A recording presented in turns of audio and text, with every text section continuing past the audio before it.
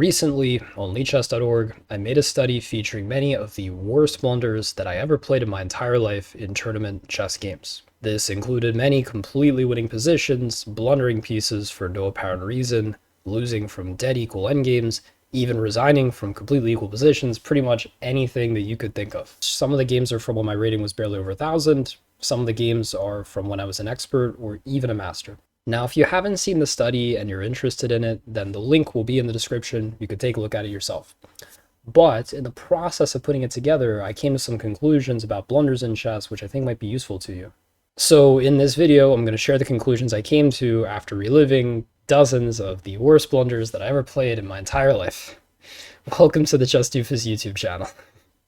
The first thing I want to establish is that a majority of the blunders I analyzed, almost all of them, can be placed pretty cleanly into one of three categories. Sometimes there's a little bit of gray area, there's one that might straddle the line between two of them, but in general, I think these three categories will cover most of the blunders that you make in your tournament games. The first category I defined was failure to notice an opponent's idea. And there were many situations throughout the study where my opponent had some dangerous idea and I should have prevented it, but I couldn't be bothered to even notice it. Here's an example from a game I played back in 2015 at the Maryland Scholastic Championships when my rating was about 1800. I had the white pieces and I played rook ac1, which looks natural enough except for the part that my opponent was threatening bishop to b5 just now. He played it, and now I am losing a piece for absolutely nothing, and I actually just resigned in this position.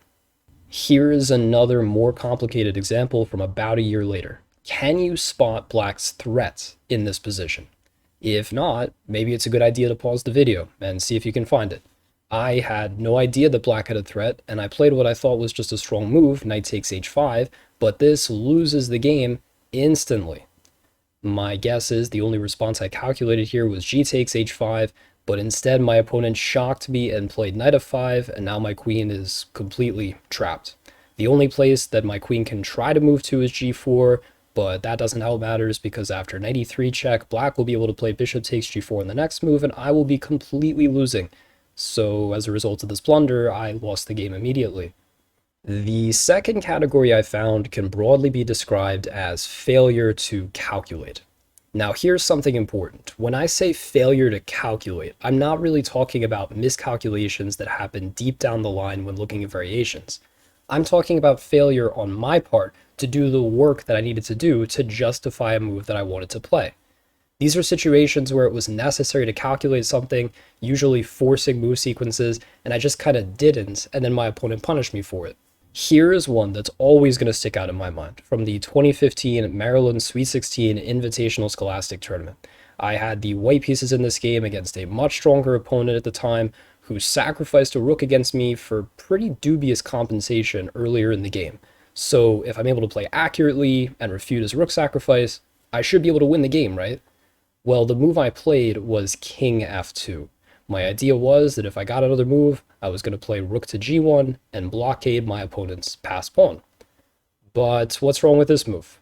Well, what's wrong is that I failed to calculate the opponent's forcing response, g1 equals queen check. And after this, I obviously have to take the new queen, and then after queen h2 check, I'm losing my queen on c2, and my opponent will be completely winning. In the initial position, by the way, if you're interested, it might be a worthwhile exercise for you to try to find the correct move for white. The position is sharp, so guessing like I did is not going to cut it. If anyone wants to try to suggest a move for white that's stronger than what I did in the game, feel free to take your shot in the comment section down below. In this position, from a game I played later that same year, I tried to play the ridiculous move knight takes e4 with the black pieces. Now, I did have an idea. My idea was that I'm opening up the queen on d8 to attack my opponent's knight on h4, so I thought I was going to win the piece back and net a pawn in the process. However, before playing this move, black needs to calculate the resulting forcing tactical variations. After knight takes e4 and queen h4, my opponent played bishop g5, and already the black queen is on the verge of being trapped. After queen h5, g4, and queen g6, my opponent now played knight f6 check, winning my queen, and I resigned in this position. You might think that was a complicated example, but the reality is that black needs to calculate before entering into a forcing sequence. And this failure to calculate was especially egregious because there really weren't any branches to consider at all. After queen takes h4, bishop g5 is an obvious move that I should have foreseen, and the queen's only square is h5, so it's not hard to calculate this. After g4, the queen's only square is g6, so especially if I'm the one initiating the complications by playing knight takes e4, there is no reason why I shouldn't have seen this position and then rejected the variation instead of playing it. Hi everyone, post-production Doof here. When I originally recorded this, I think I didn't do a great job making this category as broad as I intended for it to be. When I say failure to calculate, that also encompasses failure to examine the opponent's important forcing responses to whatever move you're playing. So for instance, if you're thinking about castling in a position like this, and you don't first check to make sure that the Greek gift sacrifice isn't a problem, then you are making this type of blunder. Similarly, if you're in this position and you're considering bishop to g4, you need to verify that you don't have a problem after bishop takes f7 check, which is a common tactical motif. Now, maybe you're not even aware of a tactical motif, and that's why it's important to do puzzles, and also why it's important to be thorough about checking and calculating before playing moves. But also, this is where this category can intersect a bit with the next one, so now we go back to the regularly scheduled programming. The final big category I identified was called glitches, and this one can definitely intersect with categories number 1 and 2, but I thought it should be its own thing. It's basically a situation where for some reason your brain just doesn't register something important about the board situation. Here is one of the most frustrating glitches I ever had in my life. At the 2021 Pittsburgh Open, I'm completely winning in this position as black due to my advanced outside pass pawn, but I got into a little bit of time pressure and wasn't thinking straight. There are a bunch of moves that should easily win. The best is knight g4, but instead I played queen d5, double, triple, quadruple question mark, and my opponent just gave me a funny look and took this pawn. And when I tell you that I couldn't believe that I did this, I can't do it justice. It was just so frustrating that I'd worked so hard to create that passed pawn and push it down the board, and then I just hang it for nothing. And this is a time when I was in the high 2100s trying to make NM. It was so frustrating. At least I didn't end up losing the game. This one is maybe the silliest glitch I've ever seen. With a rating well over 1900 here as black, I played rook a8 in this position. I am not joking. I just played rook a8, and I don't know, maybe I forgot that we had already traded a pair of rooks and I thought I could take back on a8 somehow. I have no idea. I don't know how to explain it. My position before this blunder was really nice too. It's just a complete disaster. I would normally describe glitches as situations where you just didn't even see the possibility of something important happening. Not just a situation where you might have underestimated it or misevaluated it, but just a situation where you straight up didn't notice that something could happen. That to me is what the glitch category is about. Now, there are definitely plenty of borderline cases that straddle these three categories, but in general, I think most of the major blunders that you make can be put into one of them. I don't think it's so important to identify the category of every blunder specifically, but my point is that if we can figure out what the main types of blunders are that we make, then maybe we can figure out what we can do to make each of these blunders less likely to happen.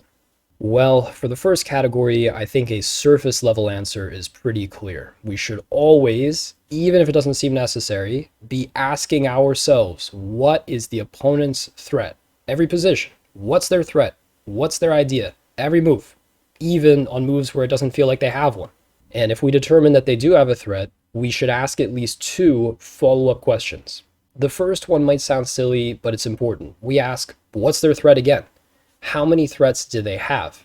I can't tell you the number of times I've seen a chess student play a move because they thought they were stopping the opponent's threat, and then the opponent goes and plays another move that they were threatening that the student didn't notice.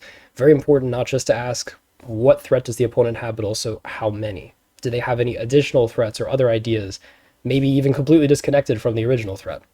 My second follow-up is this: does it matter? Does their idea really do anything that's worth preventing? My great friend up in Baltimore, Wilbert Brown, always says that the most important question to ask in chess is what's he got and do I care? Meaning, what is the opponent's threat? And is it important enough for me to take a moment to stop it? Because every move in chess is valuable, and you don't want to waste a move spending time to stop an opponent's idea. That's not really a problem. Anyway, if we are very thorough about scanning the board for possible threats, and we try to keep track of the opponent's ideas at all times, we should be able to avoid most first category blunders. The key to avoiding second category blunders is often about discipline. And apparently I didn't have much of it because when I was a kid, I made second category blunders all the time. The key thing is this: anytime there are forcing moves that can result from a decision that you make, those moves need to be calculated all the way to the end. No guessing. Chess is a concrete game. Now, if your calculation ability isn't that high, that can be a problem in itself, but you can work on that. There are a lot of tools. There are a lot of ways that you can practice doing puzzles on the internet. You can practice your visualization ability, things like that. You need to have that ability so that when you're in the game, you can calculate well.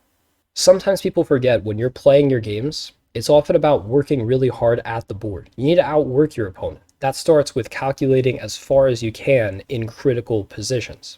How do we deal with glitches, though? This one is tricky because they feel random and glitchy, as you could say. One really comforting thing, though, is that really strong players sometimes have glitches in their games. And I don't just mean human players here. One of the funnier chess glitches I can think of was when Shredder was entered into a tournament alongside a bunch of GMs some years ago. And it totally crushed the field and won the tournament by a mile, but it actually did lose one game. This is that game.